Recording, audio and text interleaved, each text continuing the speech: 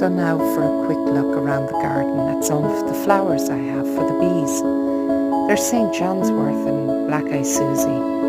I like every different colour in petunias and the sweet pea. The smell is divine. There's nigella and buddleia, and then borage and other wildflowers, marigolds. But what the bees love best is when I let things like onion and lettuce and even the pak choi all go to seed. They absolutely adore the flowers and the vegetables. With verbena and lots of other flowers just to keep the bees happy.